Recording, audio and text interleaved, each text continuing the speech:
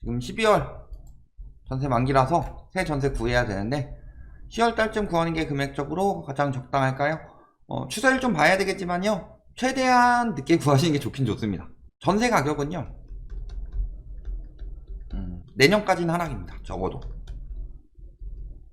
왜냐면은 2020년 5월에 금리가 0.5%까지 떨어졌죠. 그러면서 이때부터 전세 가격이 올라가기 시작했다. 그래서 잘 모르는 인간들이나 혹은 이익을 보기 위한 사람들이 20년 7월 31일에 시행된 임대차 3법을 통해서 전세 가격이 폭등을 했다 선동을 하는데요, 실질적으로 보시면은 상승률이 20년 5월부터 늘어났다가 오히려 20년 8월에 떨어지기 시작합니다. 근데 그때부터 계속 임대차 3법으로 4년치 전세값 미리 받는다, 전세가격 계속 폭등할 것이다, 자꾸 이런 식으로 조장하면서 20년 10월부터 다시 튀기 시작해요. 상승폭이 20년 5월보다 20년 8월부터 전세 가격이 떨어졌다가 아니라 전세 상승폭이 이렇게 올라가다가, 전세 가격이라고 치면은 전세 가격이 이렇게 올라가다가 이렇게 되는데 10월부터 다시 유도해서 이런 식으로 올라갔다. 그러니까 임대차 3법으로 전세가가 올라갔다는 건 거짓이에요. 근데 이걸 토대로 자꾸 여론을 만들면서 임대인 담합을 하도록 만들었죠. 그러면서 그 당시에 전세가가 올라가는 이유가 전세 매물 감소 때문이다. 왜냐면 재계약을 하기 때문에. 근데 실질적으로 아실이라는 사이트 가시면요, 여기에 이제 매물 증감이 나오는데 전세 시도별로 날짜는 20년 5월부터 볼게요. 서울 매물 현황 보시면은 쭉 빠졌는데 이거 임대차 3법 때문 아니냐 라고 말씀을 하시는데, 늘 말씀드리면 요때 8월 21일 날 허위 매물 과태료 시행됐고, 그 다음에 9월 21일 날 과태료가 시행되면서 그때까지 쭉 최소로 줄었다가 그 뒤에 보면은 임대차법 때문에 계속 줄어야 되는데 전세 매물은 계속 늘어나고 있었죠. 전반적으로. 그러니까 거짓이었죠. 왜? 전세 매물 줄어드는 것만 이야기를 했지만 전세 수요 줄어드는 것에 대해서는 이야기를 하지 않았고, 그런 상황에서 전세 가격을 합리적이지 않게 높였기 때문에 전세 매물이 많이 줄어든 거죠. 그게 반대로 언제 터진 거예요? 22년 8월에. 그래서 그 당시에 그러면은 전세 매물이 줄어서 전세 가격이 올라갔다면, 그들의 말이 맞다면 22년 8월에는 임대차 3법으로 계약갱신 청구권이 만료된 매물들이 나오면서 매물이 늘어나면서 전세 가격이 떨어진다라고 이야기를 해야 되는데, 뭐 저희 고소하신 분 비롯해가지고 영끌 오족들 혹은 뭐 집값 올라간다고 하는 뭐 그 선글라스 쓴 분이나 다 뭐라 그랬어요? 계약 만기되는 수요들이 몰려서 전세 가격이 올라갈 것이다. 거짓말이라고 그랬죠. 그리고 22년 8월부터 본격적으로 전세 가격이 떨어지기 시작했죠. 자, 그러면은 금리는 언제부터 올리기 시작했죠?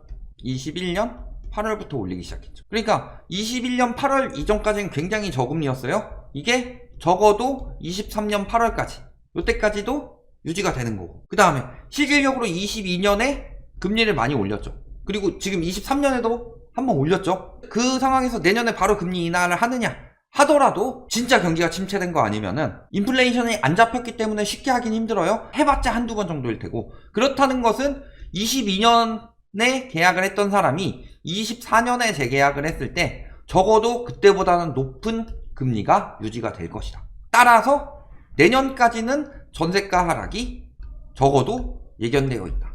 여기까지 보시고요. 그렇기 때문에 늦게 구하면 늦게 구할수록 전세가는 더 떨어져 있을 가능성이 높다. 여기에 수원 같은 경우 저희가 말씀드렸지만 20년, 21년에 공급 부족 프레임 많이 잡았는데 저희가 공급 부족이 아니라 수요 과잉이라고 그랬었죠. 비정상적인 수요가 쏠리도록 만들었다. 그랬을 때 이 공급 부족이요, 해당이 안 되는 곳들이 몇 군데 있다 그랬어요. 그런데 여기는 수원은 뭘로 띄었어요? 그 당시에 풍선 효과로 띄었죠. 공급 부족 이야기를 하면서 공급이 많은 수원에 풍선 효과 이야기를 했다. 그래서 수원, 인천, 파주, 양주 이런 곳들은 실질적으로 공급이 굉장히 많음에도 공급 부족 때문에 오른 데 놓고 저 부분에 대해서는 이야기를 하지 않았더라. 그러면 수원 입주 물량을 한번 볼게요. 그러니까 올해까지는 수원 입주 물량이 많이 있습니다. 근데 수원 지역이 어느 지역인지는 정확히 모르겠지만 지역에 따라서 다르겠죠. 입주 물량이 많아요. 그렇기 때문에 금리 인상 부분, 그 다음에 입주 물량 부분으로 수원의 전세 가격은 계속 하락할 것이다. 화성보다 비싼데요? 그건 당연하죠. 왜냐면 수원이 화성보다 당연히 상급지이기 때문에, 상급지이기 때문에 수원이 당연히 더 비쌀 수밖에 없어요. 어느 정도 입주가 들어오더라도 수원이 화성보다 더 떨어지는 순간에는 화성에 있는 수요들이 수원으로 올라오겠죠. 그쪽에 아예 그 터전을 잡든가 뭐 일자리가 있든가 이렇지 않은 경우라면은 웬만하면 수원으로 올라올 거예요. 특히 서수원 쪽 같은 경우는 택지 개발도 많이 되고 있죠.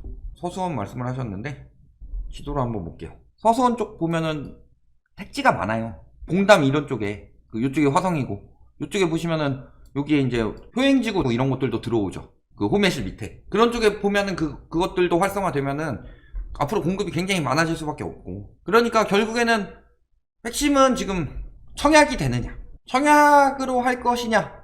거기서 이제 청약으로만 하겠다라고 하면은 사실 수원이 유리하긴 하죠. 왜냐면은 화성에는 딱히 괜찮은 청약이 없어요. 화성 보면은, 화성 아까 봉담 같은 경우는 화성 쪽이죠. 그 다음에 동탄 같은 경우는 이미 너무 많이 올랐고 거품이 너무 심하고 여기는 아니고, 그 다음에 그 외쪽으로는 화성이 괜찮은 곳이 별로 없어요.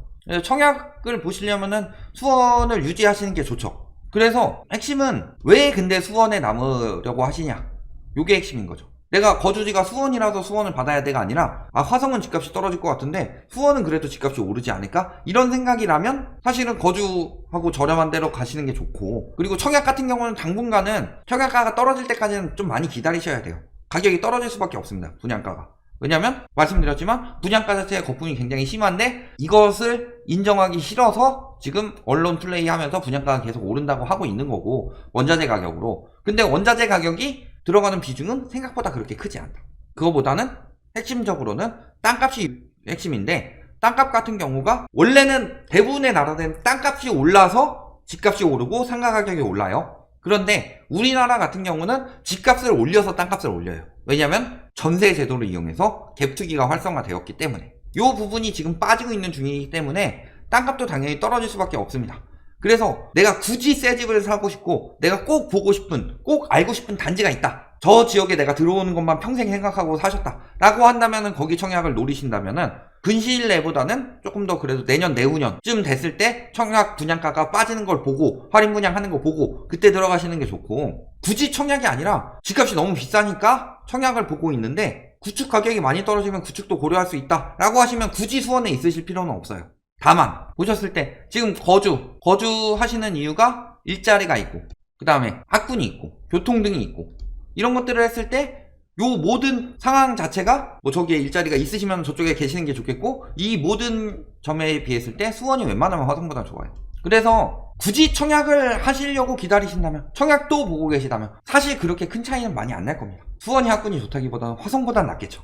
화성 같은 경우가 학군이 생길 수가 없기 때문에, 저기 동탄 쪽 아니면은 학군이 생길 수가 없는데, 동탄은 수원보다 비싸니까 거품도 심하고 광교나 이런 데에 비하면 싸지만. 그래서 첫 번째, 내가 전세를 수원에 있으려면 대출을 엄청 내야 되는데 화성으로 가려면 대출 없이도 갈 수 있다, 이런 상황이든가, 아니면 수원 같은 경우는 지금 전세가율이 너무 높은데, 높은 지역 많이 없겠지만요, 근데 화성 같은 경우는 전세가율이 낮아가지고 내 전세금이 떼일 일이 없겠다, 이런 경우가 아니라면은 특별히 어차피 그 돈 화성 가가지고 하시면은 이제 교통비로도 쓸 수 있고, 나갈 돈이라면은 기회비용적으로 생각했을 때 빚 내지 않는 경우라면은 수원에 계시는 게 더 좋다, 전반적으로.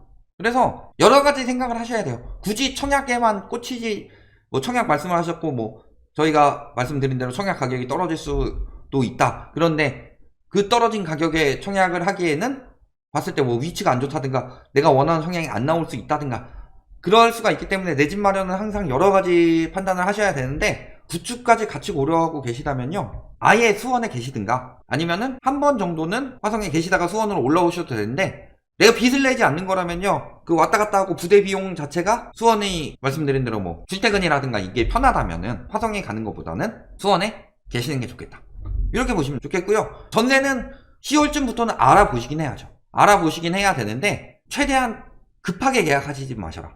왜냐면 전세 가격은 아까 말씀드렸듯이 계속 떨어질 수밖에 없는 상황이기 때문에. 지금 금리 떨어지면 전세 가격 올라간다는 이야기 하는 사람들이 많아요. 근데 금리 지금 많이 떨어졌죠, 정부에서 눌러서. 그런데도 전세 가격은 계속 떨어지고 있습니다. 이거는 계속 떨어질 수밖에 없는 상황이에요. 그러니까 이 부분은 잘 생각해 보시면은 천천히 하시는 게 좋다, 이렇게 보시면 되겠습니다. 수원 또 올해까지는 공급도 많으니까.